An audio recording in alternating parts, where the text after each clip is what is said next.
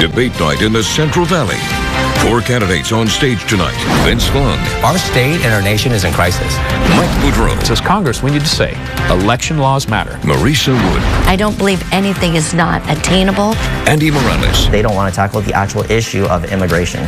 Sponsored by Barton Marketing Group. Now, it's Central Valley Debate Night. And good evening to you. We are live tonight, and as you look at the iconic Bakersfield Arch, we welcome you into our studios this hour.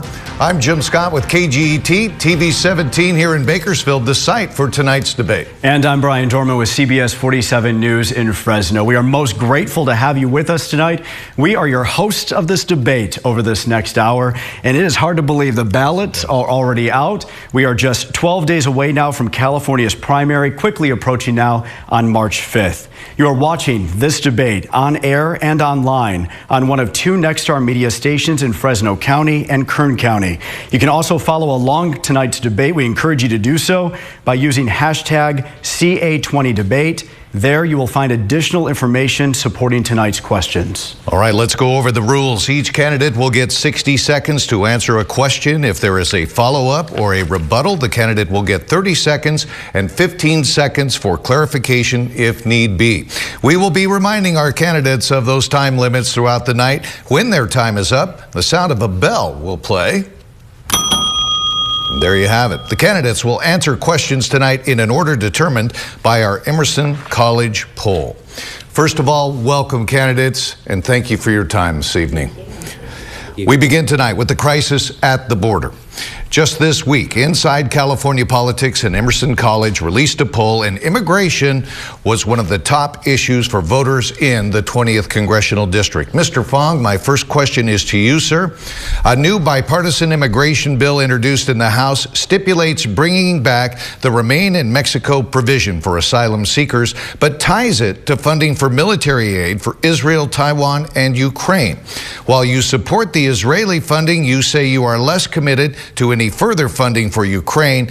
However, does including the Remain in Mexico provision for border security change your mind on this bill? You have 60 seconds, sir.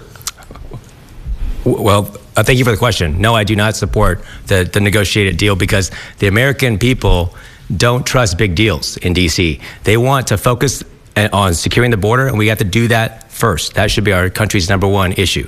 I just came back from the border. The Border Patrol just took me on a real world, real-time situational tour just yesterday, and the chaos on the southern border needs to be addressed. That's why I've been endorsed by President Trump. I've been endorsed by the National Border Patrol Council. That is the council that represents the 18,000 rank and file Border Patrol agents that protect our southern border every single day.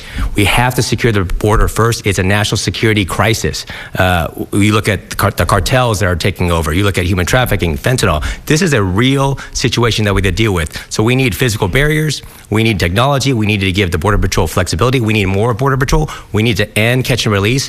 Talking to local officials in San Diego, and you see this crisis now across the country. We've got a real situation, and we have to secure the border first before anything else.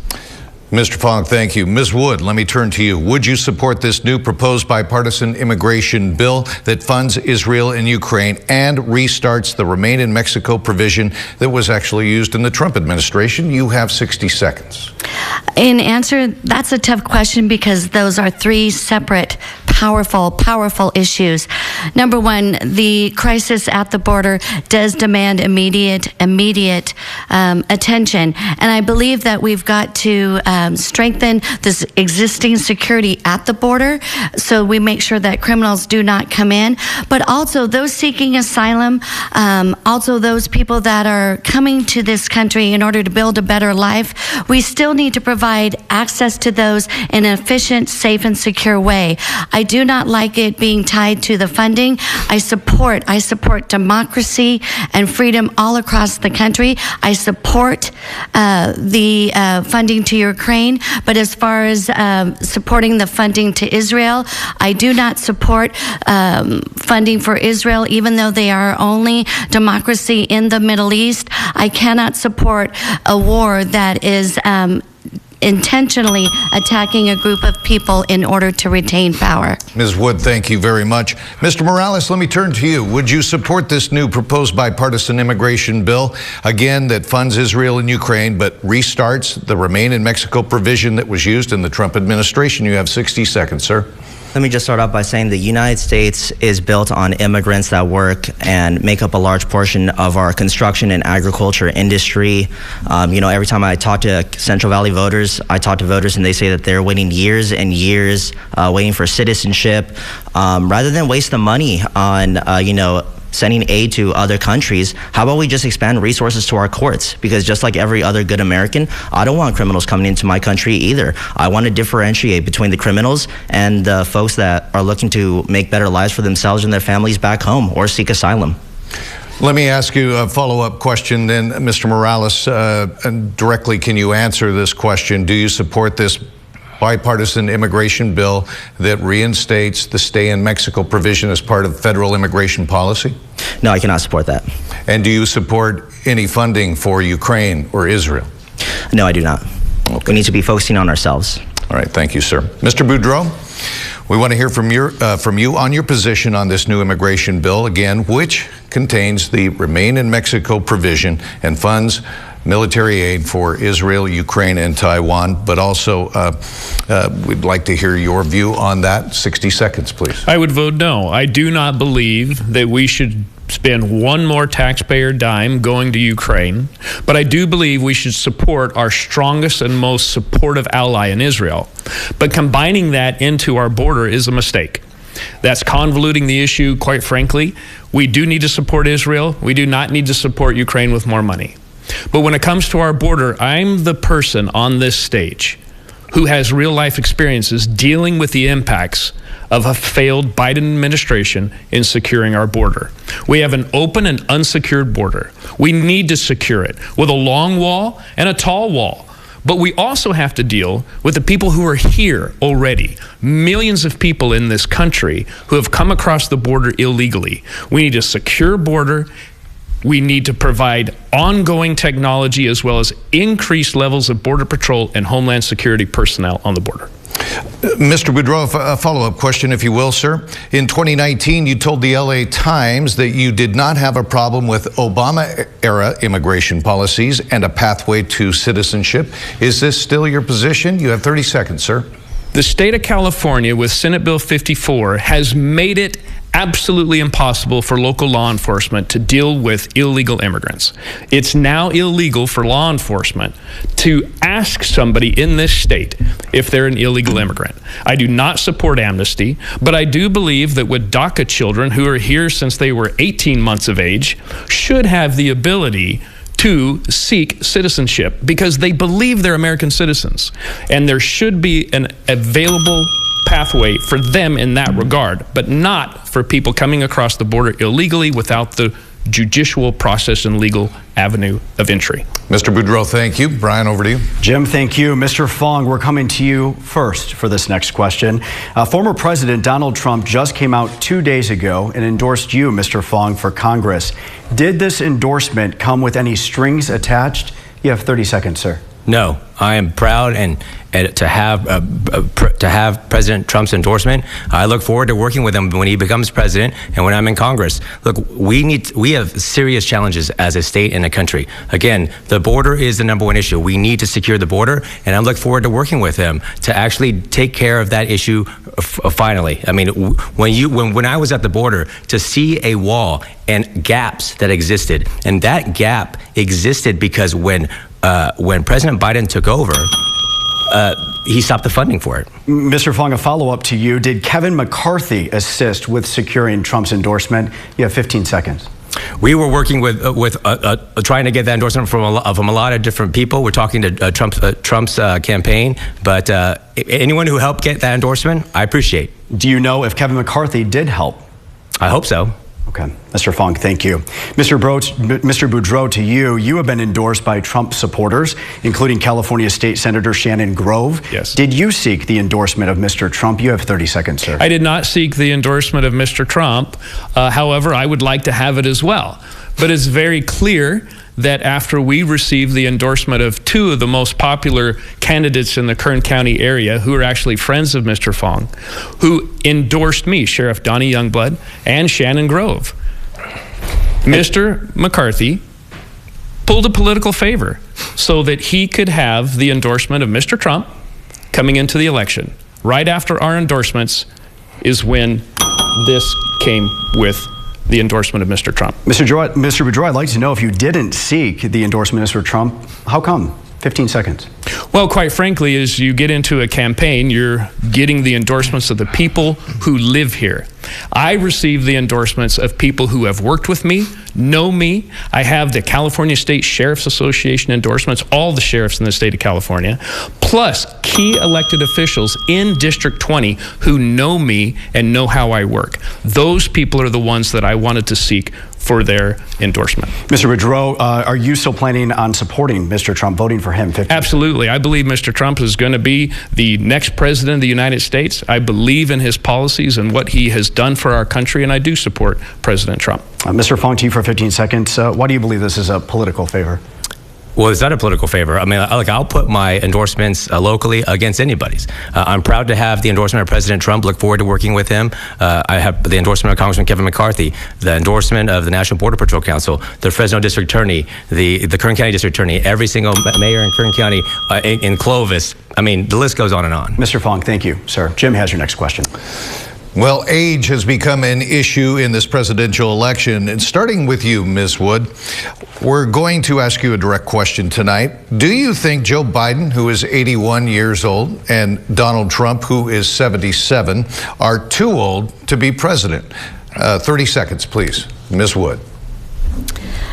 I do not think that age is a precursor to competence. I believe that President Biden is 100% competent in leading this country. He's passed instrumental legislation. We've passed the infrastructure bill. I don't think we need to measure presidents by age or anyone by age. We need to measure them by character first, and their ability to lead and their cognitive processes. And I do not think it should be. A follow-up to you, Ms. Wood. Do you think there should be an age limit if you're running for president? 15 seconds. Again, it follows the same thing. I think as long as you are ready and willing to do it. I know even at 63, this is a tough gig, running for office and running this challenge. And I think it more depends on your spirit and your conviction. Okay, thank you, Ms. Wood. Mr. Morales, do you think Joe Biden and Donald Trump are too old to be candidates for president? You have 30 seconds. Age is just a talking point used by politicians on all ends of the spectrum to determine whether they're fit for office or not. I don't see it like that. I see it as a policy. What policies do you support? I'm a progressive, proud progressive. I support Medicare for all, tuition-free college, and expanding our social safety net programs here in the United States. I don't care about age. I just care about your policies. And the same follow-up question to you, Mr. Morales. Do you think there should be an age limit for candidates running for president? 15 seconds, sir. No. Okay. Thank you very much. Mr. Boudreau, do you think Joe Biden and Donald Trump are too old to be running for president? I think age is just a number. However, between Donald Trump and President Biden, distinctly different.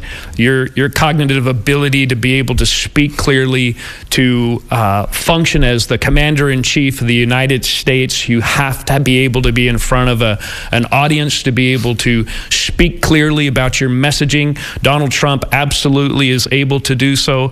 Biden completely fails in putting together complete sentences and, quite frankly, needs to be removed from office. Do you think, Mr. Boudreau, there should be age limits for presidential candidates? Well, I would argue that at some point in time, as long as you're healthy and able to do things intelligently with reason, that age is just a number. However, I would argue 100 is probably too old. Mr. Boudreau, thank you. Mr. Fong, do you think Joe Biden and Donald Trump are too old to be running for president? Well, no. I mean, it's all about competence, right? The voters are going to make the decision. They're going to evaluate the candidates. They're going to evaluate their policies. And in my opinion, and I think it's shared by many people in this district, there is no question that the Central Valley was fundamentally better off under President Trump than under President Biden. And so when we move forward in the campaign, this is why we have campaigns. Both candidates will have to make their case, and I think President Trump is the better candidate. And as for setting an age limit for presidential candidates, where do you stand, sir? I don't think we need one. Look, the qualifications in the Constitution. Mr. Fong, thank you. Brian, over to you. Candidates, this next question is for all of you, and we will start with you, Mr. Morales. California voters have spoken and have enshrined abortion rights in 2023. There has been a discussion of a 15-week federal ban by Republicans. If asked to vote on a federal ban, what would you do? Mr. Morales, you have 30 seconds, sir. Reproductive health care is just like any other health care. It is a right. And what we noticed when the Supreme Court overturned Roe versus Wade was that it angered voters to register and get out and vote. That whole red wave that was supposed to happen in 2022 turned into nothing but a red trickle when the Republicans got a 4-seat majority at most. Now they only have a 2-seat majority. So running on restricting reproductive health care in the United States is not a very popular issue. Mr. Morales, a follow-up to you, sir. A recent ruling by Alabama's Supreme Court says frozen embryos are children, and the destruction of those embryos will now be considered a crime. What should be done with frozen embryos if they are no longer wanted?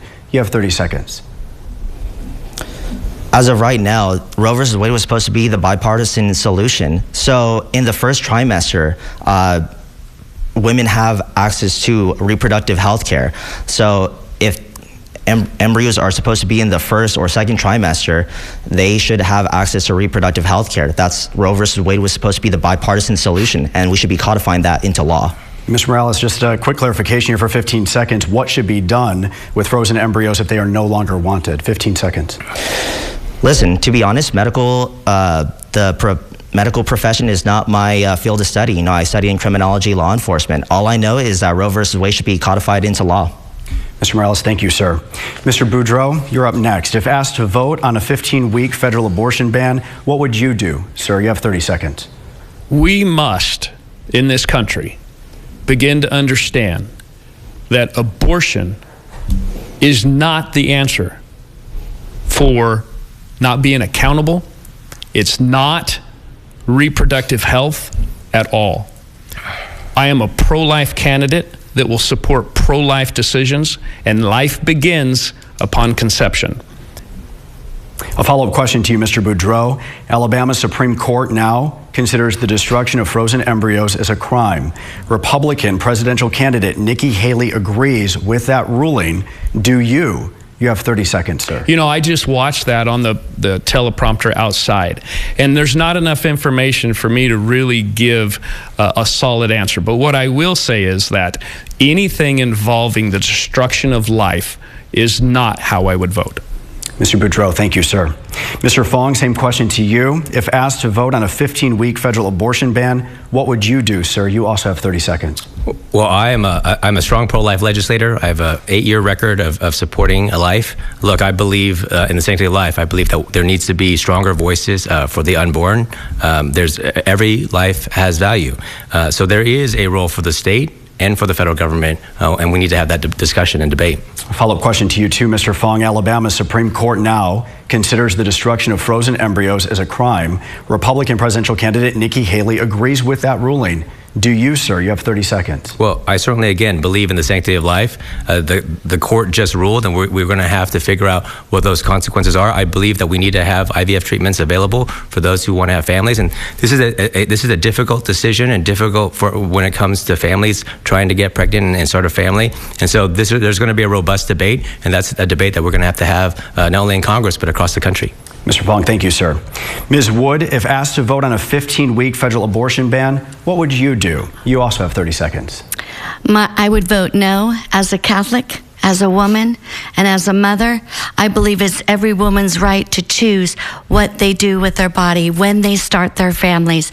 And so I believe that is, again, the woman's choice. I would not support the 15-week abortion ban. Absolutely not. And a follow-up question to you, if I may, Ms. Wood. A recent ruling by Alabama Supreme Court says frozen embryos are children, and the destruction of those embryos will now be considered a crime. What should be done with frozen embryos if they are no longer wanted? You have 30 seconds. I agree with Andy. I liked, even though I don't know much about science, I would have them go for science. But what concerns me about this is there are more protections for these embryos than for living children. Look at what happened in the case of Nex Benedict. Where are their protections? This was a child who was beaten to death and really has gotten no protections. So that's the question I ask. Where are those protections? Ms. Wood, thank you. Jim? All right, candidates, I want to pivot to fentanyl. The fentanyl epidemic has been widely described as the worst drug crisis in U.S. history. U.S. officials say the pre-made chemical ingredients for this synthetic opioid come from China and Mexico. Starting with you, Mr. Boudreau, would you support sanctions against China and Mexico to stem the tide of fentanyl coming into this country? You have 60 seconds. Absolutely. We need to hold sanctions against China. We also need to work with the Mexican government, keeping the cartels from coming across an open and unsecure border. I will tell you that me and my agency, as well as many law enforcement agencies throughout the state, are completely frustrated and baffled at the fact that our border is unsecure with deadly fentanyl coming across the border, killing millions of Americans. We must encourage sanctions. We must hold true and be tough to countries who are allowing this type of drug to come into our country, not to exclude methamphetamine, heroin, illegal guns, and humans being brought across that border. But with a specific question to fentanyl, fentanyl is destroying the lives of families and killing people in this country, and we must hold sanctions against China as well as Mexico.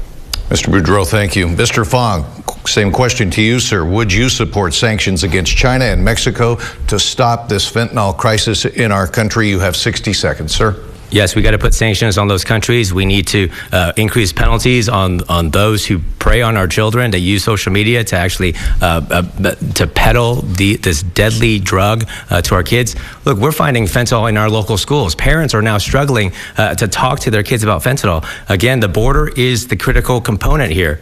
As I talked to the Border Patrol yesterday, fentanyl is being brought over in the southern border, and we have to secure the border first and foremost. That is our country's #1 priority.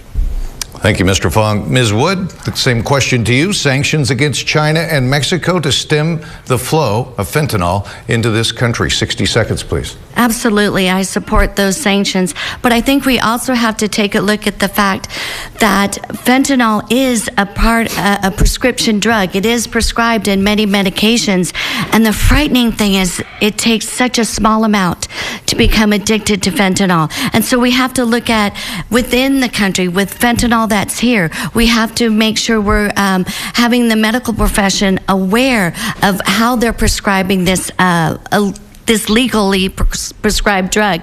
We also need to be concerned with how it's being gathered illicitly. As I said, the scariest part is its addictiveness, and it strikes, just like the sheriff said, so people from every single walk of life. So we've got to start with the sanctions, absolutely, but we cannot ignore the fact that this is a legally prescribed drug in part, and so we need to look at that as well. All right, Ms. Wood, thank you. And Mr. Morales, let me turn to you. If elected to Congress, would you support sanctions against China and Mexico to stop the flow of fentanyl coming into our country, sir? You have 60 seconds. Let me start off by saying I cannot think of a more uniting issue than this one. I see this as a great opportunity for us to rebuild our infrastructure, creating millions of good-paying jobs, protecting our natural resources, and the infrastructure that we do build going forward will be green and safe for our environment via a Green New Deal. Now, as we know, drugs come through legal ports of entry. This includes vehicles, this includes airlines, this includes shipping containers. And rebuilding our infrastructure, making sure that our law enforcement has the resources that they need, building our infrastructure is of essence. That's how we stop fentanyl and other drugs coming into the United States. Thank you very much, Mr. Morales. All right, we've already covered a lot of ground here tonight. We have much more to come, including important topics that will directly impact you and your family here in the Central Valley. We're back in just 2 minutes.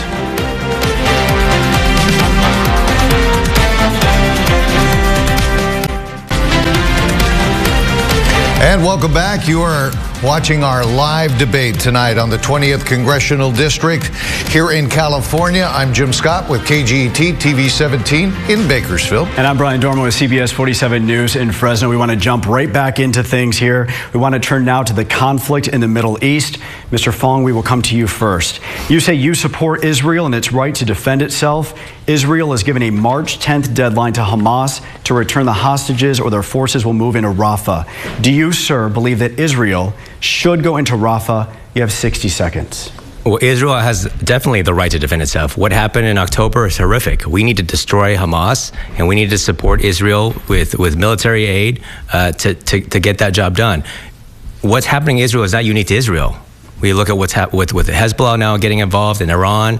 There's chaos throughout the Middle East, but we need to support our democratic ally, and we need to ensure that Israel can protect their interests, but also protect the security of their citizens and security of the Middle East. Just to clarify, 15 seconds to you, Mr. Fong. Do you believe that Israel should go into Rafah? Yes or no? We should not be micromanaging the security of Israel, but if they need to, absolutely. Mr. Fong, thank you, sir. Ms. Wood, we would like to ask you a little bit of a different question about the conflict between Israel and Hamas. Should the first step in a ceasefire be the return of hostages by Hamas? You have 60 seconds. Number one, I stand to defend democracy all across the world. Whenever one of our allies is threatened, then we are all threatened. And while Israel is the only democracy in the Middle East, this conflict transcends democracy. This is about humanity. The war in Gaza is a determined attack on a group of people just to retain power. I do not believe that civilians, innocent children, are an accepted casualty of war.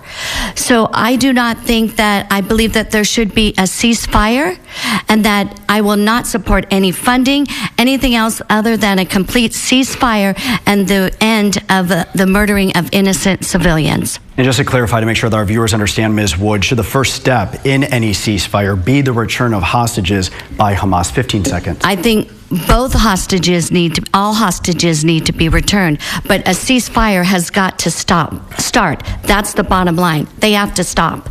Ms. Wood, thank you.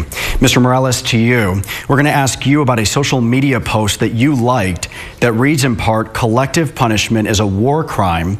So are blockades to food and water, referring to the conflict between Israel and Hamas. Do you believe, sir, that Hamas committed war crimes on October 7th? You have 60 seconds. Let me just start off by saying we should not be spending another dime in aiding Israel in their genocide in Gaza.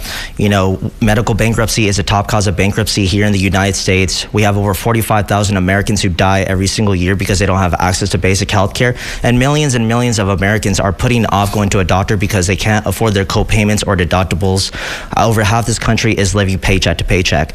So, no, I do not support Israel's genocide in Gaza, because that's what it is. What do you call a country bombing schools, bombing mosques, and almost half the casualty rate is children? You call it what it is. There's one word for that, and it's genocide. Mr. Morales, the question to you is, do you believe that Hamas committed war crimes on October 7th? You have 15 seconds. Yes, I do. What Hamas did to Israel was wrong. They bombed innocent civilians, because that's what it's about. It's about innocent civilians. So yes, they did. Mr. Morales, thank you, sir.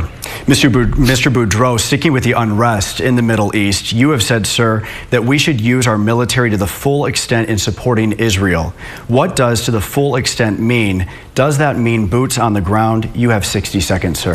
Well, I have to tell you that if it was my family that was taken hostage, murdered, and killed by a terrorist organization, I would hope that my allies would come to my aid.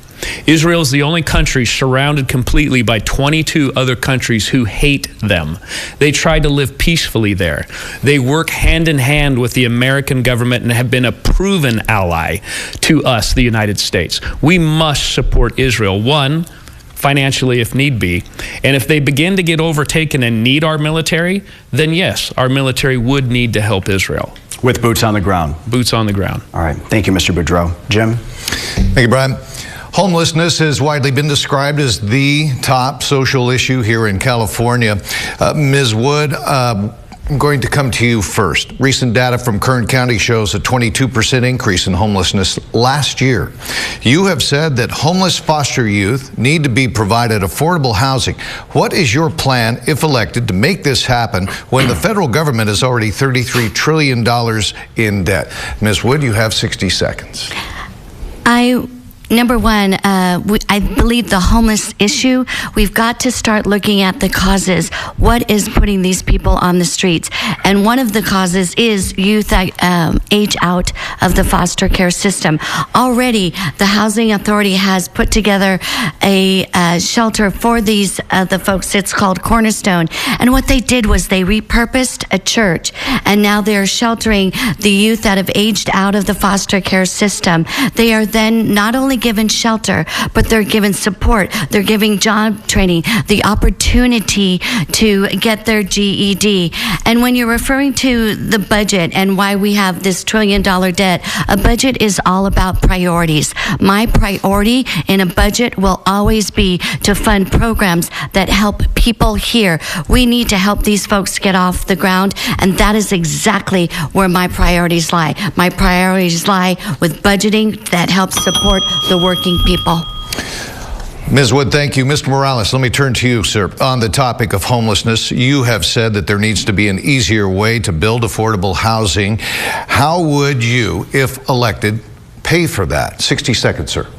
Well, first of all, we must look into why people can't afford a home in the first place. Like I said, medical bankruptcy is a top cause of bankruptcy in the United States. We have over half this country living paycheck to paycheck, and 45,000 Americans are dying every single year because they don't have access to basic health care. College is becoming more and more unaffordable, and people are going into debt because of it. Does that sound like an economy where someone my age can actually afford a home? No, it does not. That's why I support Medicare for all, and it's going to include dental, vision, and mental health. I support tuition-free college because you shouldn't be going into debt studying an occupation that you're passionate about. For me, it's criminal justice, and people shouldn't be going bankrupt for medical bills. If I could, let me just follow up.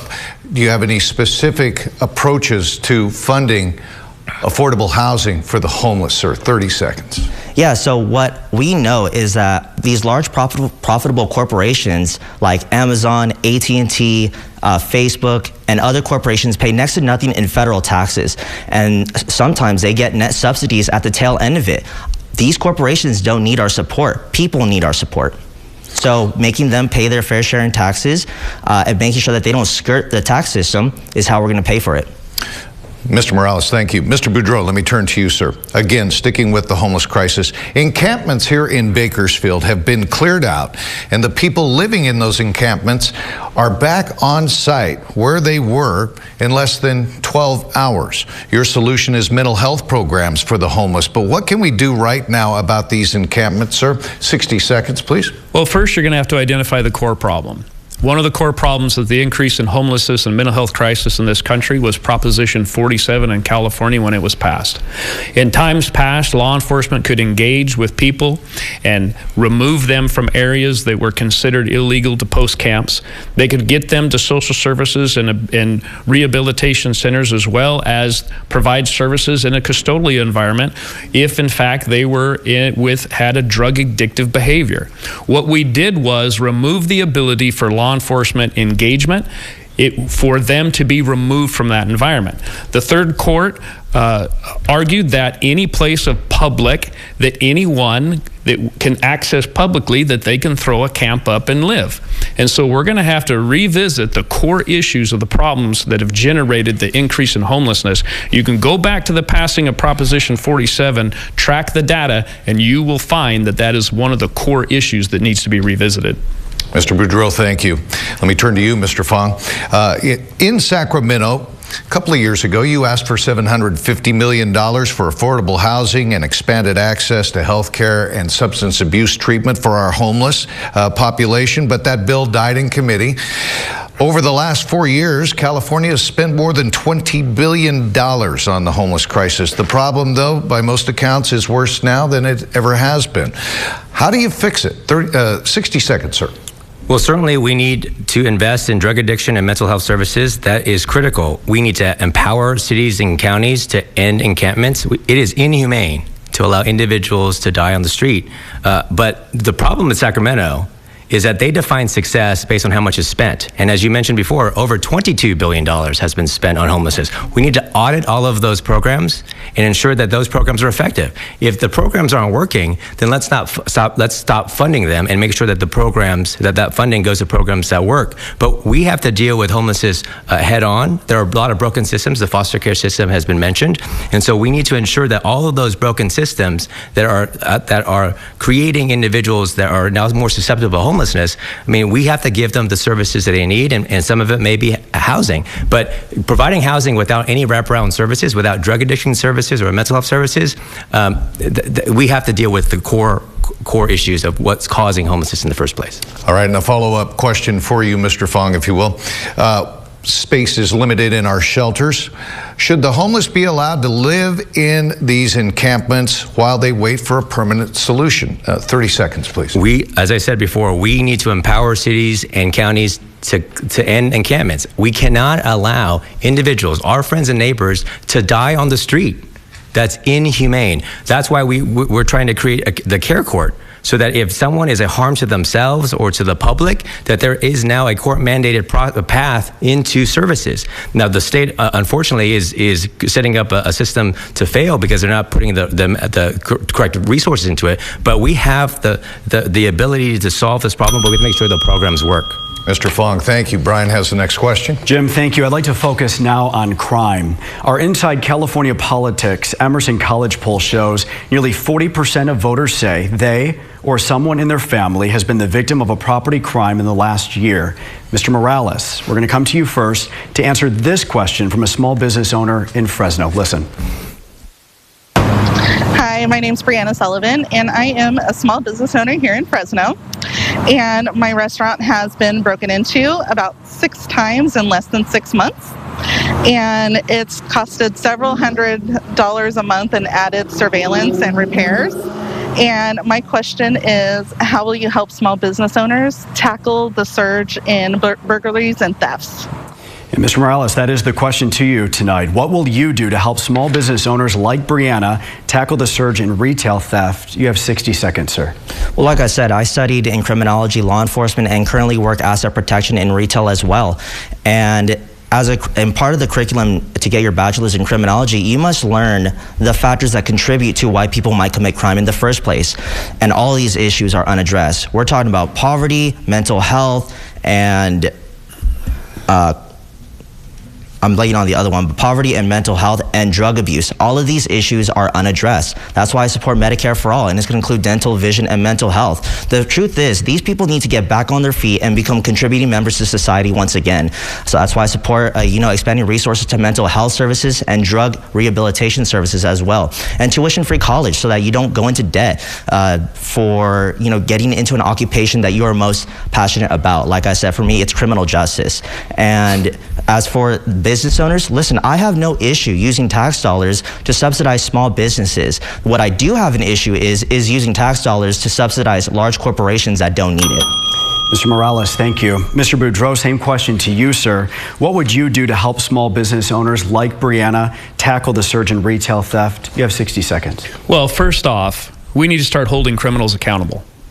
People who are vandalizing, stealing, acting like thugs in the middle of the street, running into Target and stealing things, smashing windows. Even one here most recently, I met with a business owner in Bakersfield. He's had his windows smashed multiple times over. And law enforcement hands are tied. Sacramento has failed us. Our legislators have failed us. We need to hold criminals accountable. When they commit a criminal act, misdemeanor, infraction, they must be held accountable. Proposition 47 needs to be revisited.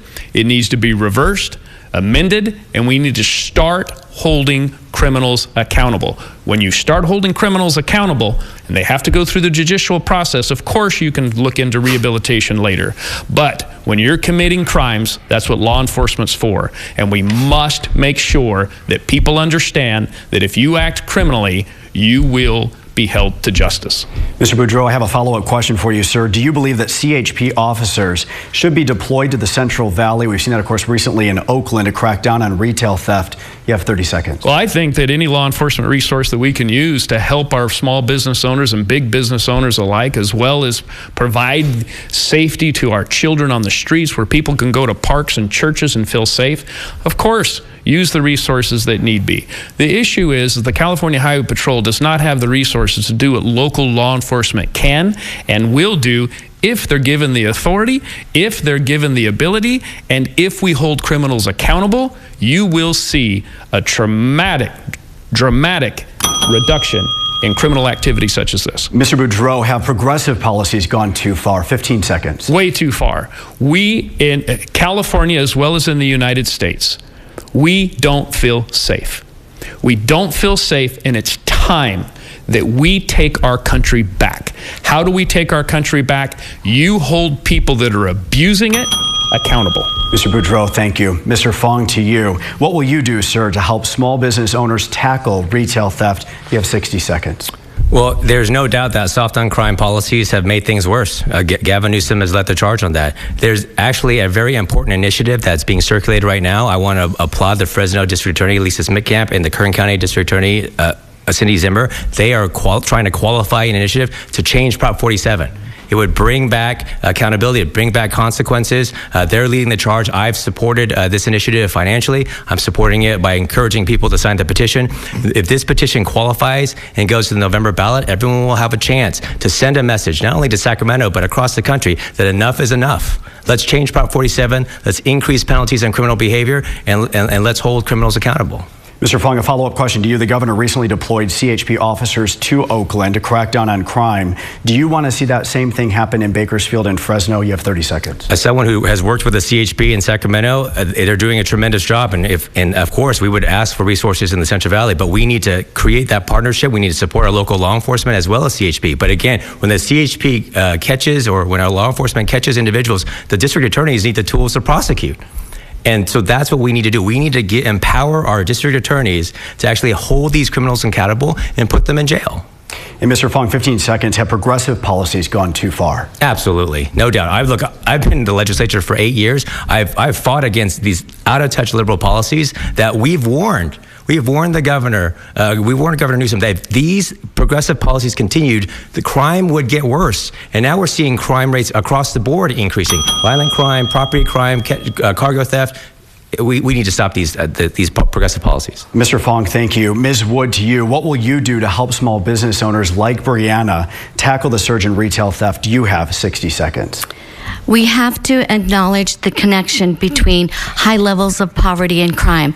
Without acknowledging that, all the accountability pieces mean nothing, because if you have a parent who is desperately trying to feed their family, whether they have 10 years in prison or 20 years in prison isn't going to matter, because they still have to feed their family. So absolutely, we need strong accountability pieces, strong sentencing for crime, but it has to go hand in hand with recognizing and changing the patterns that brought us to that crime. Our own Bakersfield Police Department did just that when they forged strategic community partnerships to look at and identify where the crime was being taken, where it was happening most, so that way we could address prevention programs, assess extra police force to be patrolling at that time. It has to be a complete package. Just standalone accountability pieces and punishment is not enough. We have to recognize the initial part of the crime. Ms. Wood, a follow-up question to you for 15 seconds. Is Mr. Boudreau right that people don't feel safe? I believe that's true. I know a lot of people don't feel safe, but that's something that we have to put through together. Again, what just happened with the Bakersfield Police Department, they were able to reduce the incidence of gun violence just because of that community partnership. It takes all of it, and we can make our community safe. Ms. Wood, thank you. Mr. Morales, same question to you. Is Mr. Boudreau right that people don't feel safe? 15 seconds, sir.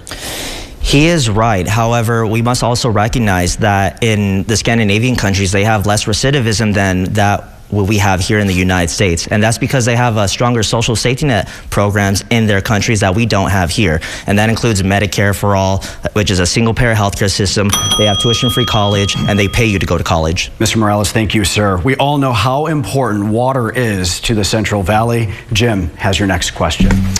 Right, candidates, right now, California environmental policies send trillions of gallons of water to the ocean through the Sacramento-San Joaquin Delta to protect endangered fish species. Because of environmental pumping restrictions on the Delta, Valley farmers historically have received about 30% of the water they're entitled to. Mr. Boudreau, I want to start with you. As a member of Congress, what would you do to provide our farmers here in the Valley with the water they say they're entitled to?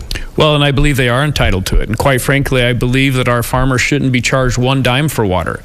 I think that we have enough smart people in this state that we can come up with innovative ideas such as hydroelectric reservoirs, desalination plants, as well as restoring our aquifers with technology and advancements that we can. The issue that I have is that we have environmentalists who are pushing back against what is an issue of national security. We must be able to feed our soldiers. We must be able to feed America. And if we don't support our farmers, then quite frankly, we're in a position where our national security is in jeopardy. I would work with Congress. I would remove the red tape when it comes to the environmental pushbacks, and I would make sure that we would be working on grants that would help support new innovative technologies, not just a dam, but hydroelectric reservoir, desalination plants, nuclear power plants that would help support the energy required for the desalination plants. We have the technology, we have the innovation, and the ability to do so. We just need to work together and make it happen for our farmers. Mr. Boudreau, thank you. Mr. Fong, same question to you. What would you do if elected to Congress to help provide our farmers here in the Central Valley with the water they believe they are entitled to? 60 seconds, please. Well, I'm the only legislator on this stage, and I've been fighting for water for the past 8 years in Sacramento. The allocation actually is 15% that has been allocated, and our farmers are paying 100% for 15% of the water. That's not fair. We need to move the water when we get it. We got to increase the pumping when we have it. Align the scheduling between the State Water Project and the Central Valley Water Project. We need to build more water infrastructure. The Sites Reservoir, Temperance Flat. We have the Seabourn Reservoir outside of Tulare that can hold this excess water when we need it. That's why when I've been working with the Interior Secretary under President Trump, David Bernhardt, who has endorsed me, when 4 years ago, President Trump was here in Bakersfield, signed new biological opinions, new science data that will allow more water to flow to the Central Valley through the Central Valley Project. And now we need to ensure that we have someone that understands the nexus between the state policies and federal policies to ensure that water flows when we have the water and that we actually have the projects to store it. Mr. Fong, thank you. Now to you, Ms. Wood. How would you provide farmers here in the Central Valley with the water they say they're entitled to if elected to Congress? 60 seconds, please. Well, I have been married to a farmer, someone who's been in ag for 38 years, so I understand the frustration that he's experienced. Water is a shared resource, and we have to prioritize water to the agricultural community as well as water to our rural communities. So again, just as my fellow candidates have mentioned, we have to be innovative. We have to be creative in terms of getting the water here to where it needs to be to the district. I believe we need to come together, working with the environmentalists, but there is no reason to be sending our water away when our farmers who feed the world need this water. So again, it's building up those aquifers. We have a water scarcity issue at this time, and we have got to make sure that this shared resource gets to those people who need it the most. And it's going to take that creative, innovative thinking, and we've also got to stand up for ourselves in both Washington and in Sacramento. Ms. Wood, thank you. Mr. Morales, same question to you. What would you do if elected to get more water to farmers here in the Central Valley? I cannot think of a better way to help out our farmers than to rebuild their infrastructure, creating millions of good-paying jobs, protecting our natural resources, and the infrastructure that we do build going forward will be green and safe for our environment via a Green New Deal. Now, if we all remember correctly, we had a trade war with China, and at the tail end of it, we had to bail out our farmers to the tune of billions and billions of tax dollars. Rather than putting our farmers in unnecessary harm's way, how about we just give them the resources that they need to put food on my plate, your plate, and America's plate? Mr. Morales, thank you. Brian? Let's turn now to a topic that has lots of people talking across the state of California, and that is high-speed rail. Its price tag is now a whopping $128 billion. Mr. Fong, we are going to start with you on this question. Do you support any additional federal funding for California's high-speed rail project? And if so, sir, by how much? You have 30 seconds. This project needs to stop. $128 billion. This project was proposed at the very beginning to cost less than $30 billion. And this project has been mismanaged. It's wasteful, and we have better uses of that money. The state of California, in the budget every single year, spends about $1 to $4 billion throwing money at this project that is failing. It's failing. And I would argue that if I went to every single Californian and said, how best to spend $1 to $4 billion, they have other priorities. Mr. Fong, thank you, sir. Ms. Wood, over to you. Do you support any additional federal funding for the high-speed rail project? And if so, by how much? You also have 30 seconds. I do support the extra funding for the high-speed rail project. I believe we need to finish what we started, but we have to take into account where it has been mismanaged. We need to make sure that people are spending the money appropriately. This can be a powerful, powerful source for this, for our state, and I cannot see just throwing away all of the work that's already in there already. So we would need to absolutely have extra funding. I would not like to see it be as high as $1 billion, but whatever we need to make sure it's accounted for and properly funded. Ms. Wood, thank you. Mr. Morales, do you support, sir, additional federal funding for the high-speed rail project? And if so, by how much? You have 30 seconds. Yes, I do. And what screams out to me is jobs. You know, I'm big on jobs. What better way to create jobs than a high-speed rail and make a commute from, I believe it's from San Francisco to Los Angeles, more easy. Don't quote me on that. But what screams to me is jobs, and however much it takes, but with oversight and with the right amount, we got to finish this project. Mr. Morales, thank you, sir. Mr. Boudreau, do you support, sir, additional federal funding for the high-speed rail project? If so, by how much? You have 30 seconds. I do not. It's a train that goes nowhere. We see it trying to be built all up and down the state. It's in little chunks and pieces, and there's no end in sight. With more money being allocated, when we have a crisis in this country, when we have a crisis in this state, we have a mental health crisis, we have a homeless crisis, we have an open border and drug crisis, we have guns and drugs flowing across an open border, we have a drug addictive behavior crisis in this country. Money should be going to help Americans and helping California, not for an endless project that seems to go nowhere. Mr. Boudreau, thank you, sir. Listen, we have covered some very serious issues here tonight. We want to get to know you just a little bit better. We're looking for just one-word answers from each of you. We'll start with you, Mr. Morales. What is your favorite movie? That's a good question. Probably Over the Hedge. Mr. Boudreau. Tombstone. Mr. Fong. The Godfather. Ms. Wood. That's Gone with the Wind. All right. The questions just get harder from here. What is your favorite comfort food, Mr. Morales? Beef chow mein from Ichiban out of Fresno County. Mr. Boudreau. Pizza. Mr. Fong. A cheeseburger and fries. Ms. Wood. Pasta. One more question for you tonight. Final question. What is your favorite vacation spot, Mr. Morales? What I want to go to is Germany. Mr. Boudreau. I like being on the coast. Mr. Fong. Like going to the beach. Ms. Wood. New Orleans. All right, candidates, very good.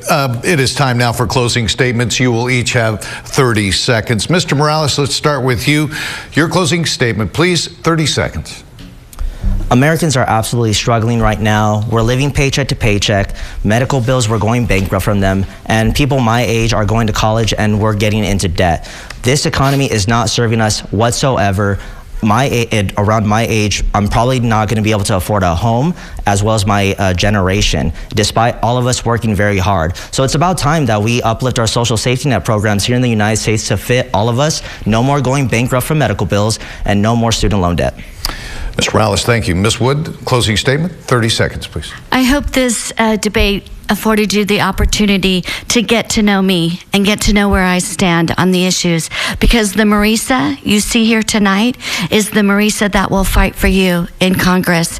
I hope I can earn your vote and your trust, and I can promise you that every single day I go to work in Congress, I will ask of myself, what will I do today to make the lives better for the folks that trust in me with their vote? Thank you. Ms. Wood, thank you. Mr. Boudreau, closing statement, 30 seconds, please. America is in a crisis. These are tough times. You need a tough, tested person with tenacity that has true life experiences. I have 37 years in law enforcement where I've been in the trenches. I've seen firsthand human traffickers, people coming across the borders committing crimes. I have a friend whose brother was shot and killed by an illegal immigrant. I've been to the funerals of law enforcement officers, been to the funerals of victims, and it's time you have someone with real life experiences that's tough, that's not pushed around, that will push back. And at the end of the day, the voters need to ask themselves, who do they want representing their district in Congress? It's me. I believe I'm the tough candidate, and I will push and fight for the people of this district. And finally, Mr. Fong, closing statement, 30 seconds, please. Well, I want to thank my wife, who's here, for her love and support. I want to thank the voters for tuning in. Look, I've watched the state and the country change before our very eyes, and I'm not going to sit back and do nothing. I've spent the last 8 years fighting for the Central Valley in Sacramento, and I'm going to take that fight to Washington, D.C. We need to secure the border. We need to get our fiscal house in order. We need to defend our water and energy resources. And so that's why I've been endorsed by President Trump. I've been endorsed by Congressman Kevin McCarthy, by the district attorneys in Fresno and Kern County, from leaders across our community. I've been endorsed by the National Border Patrol Council. And so when you look at someone who's the most qualified, who's going to be the proven conservative in this race, that's me. And I would be honored to have your vote. All right, candidates, very good. Of course, our express intent in holding this debate tonight is to help you at home, the voters, make an informed decision at the polls. So we want to thank you for watching. Your vote matters, and primary election day is March 5th. And a big thank you tonight for the candidates taking part in this debate here tonight in the Central Valley. Thank you so much, and thank you for watching at home. This has been the 20th Congressional District Debate, sponsored by Barton Marketing Group, voted Best Full Service Advertising and Marketing Agency.